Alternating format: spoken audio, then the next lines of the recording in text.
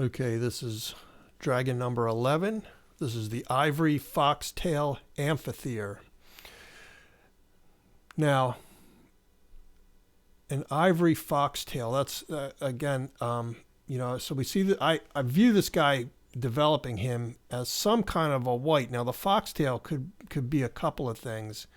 An amphithere is just a winged snake, basically.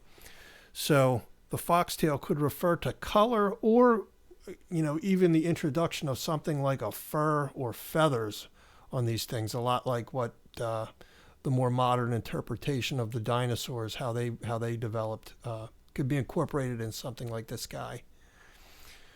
I view him as being not a big dragon, being something more in the the snake size range, 6 to 12 feet, something like that.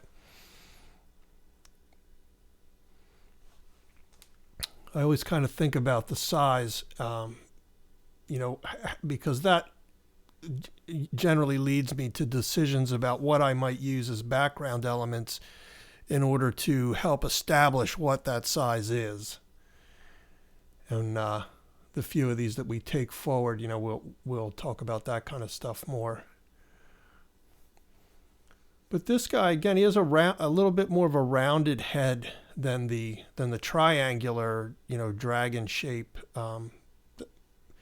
So I thought that was kind of interesting and fun. It's something I've used before in different proportions, and I find that playing around with that, just kind of getting in there and morphing these things around, and not letting yourself fall into the habit of making it feel like they all have to follow a certain rule to be a dragon. This is where we're allowed to be a little creative, and I think that's the fun part here.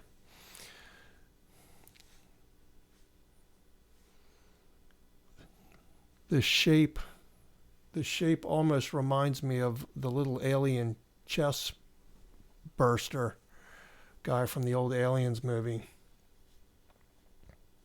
But not like that. Obviously there's horns and some other things like that, but just that general kind of worm-like anatomy.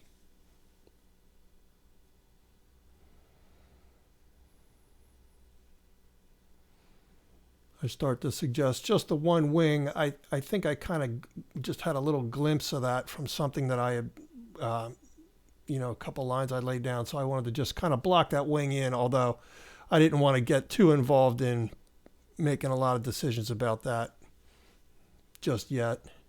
That would be something I would work out more once I was ready to lay him into a bigger composition.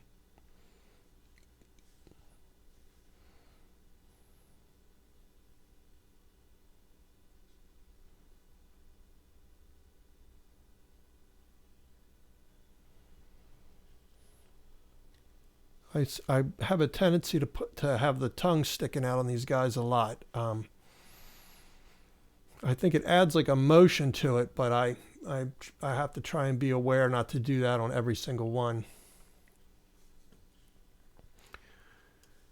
They're just the habits, some things that you fall into. But, part of this exercise is trying to break out of those things. And when you see a grouping of drawings that you've done, you can start to really critique yourself a little more, I think, because you do see those patterns kind of develop. So this is just, now we're getting down to it, but a little finished detail, just knocking in a few of the darks, and there we go. The Ivory Foxtail Amphithere. Say that 3 times fast. We'll see you next time.